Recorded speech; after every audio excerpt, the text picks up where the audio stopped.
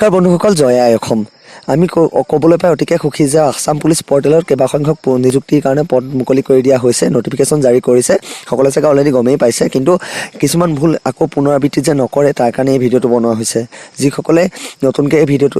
চেনেলটোত আহিছে ভিডিঅ' চাইছে তেওঁলোকে যদি এতিয়ালৈকে ছাবস্ক্ৰাইব কৰি লোৱা নাই চেনেলটো তো ছাবস্ক্ৰাইব কৰি ল'ব আৰু লাইক কৰিব শ্বেয়াৰ কৰিব আসাম পুলিচৰ ABUB যিটো অলৰেডি হৈ গ'ল 2021 চনৰ ইণ্টাৰভিউ তাতে যিখিনিয়ে পাছ কৰিলে PhD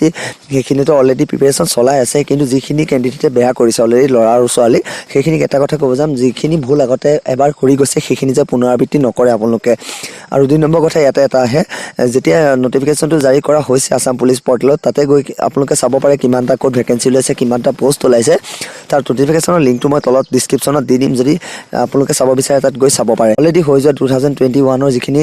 কেণ্ডিডেটে ফিজিকেল ষ্টেণ্ডাৰ্ড টেষ্টত ফেইল কৰিছে সেইখিনিৰ কাৰণে এটাই ক'ব যাম যে মটিভেশ্যন হিচাপে লাইফত কেতিয়াও হাৰ নামানিবা চেষ্টা কৰি যোৱা আগতে যিমান কৰিছিলে তাৰ দুগুণ কষ্ট কৰা এতিয়া তোমালোকৰ ওচৰত সুযোগ আহি পৰিছে দেখিছা এতিয়া আসাম পুলিচৰ পৰ্টেলত 3/4 ভাগ ইয়াতে ভেকেঞ্চি উলিয়াই দিয়া হৈছে আসাম পুলিচৰ তো আসাম পুলিচ পৰ্টেলটো গৈ খুলি চালে আপোনালোকে দেখা পাবা কামাণ্ডো পোষ্ট ওলাইছে SI পোষ্ট ওলাইছে ABUB নতুনকৈ নিযুক্তি কৰিবৰ কাৰণে নতুনকৈ নটিফিকেশ্যন জাৰি কৰা হৈছে আশা কৰোঁ সকলোৱে ভাল হওক আৰু চেষ্টা কৰি যোৱা কেতিয়াও হাৰ নামানিবা লাইফত এবাৰ দুবাৰ সকলোৱে হয় মোৰ ফালৰ পৰা মটিভেশ্যন এইটোৱে থাকিলে আমাৰ চেনেলটোৰ ফালৰ পৰা তো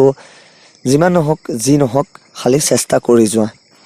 জয় আই অসম আজিলৈ ভিডিঅ'টো ইমান আছিলে যদি ভাল লাগিলে লাইক কৰিব শ্বেয়াৰ কৰিব ছাবস্ক্ৰাইব কৰিব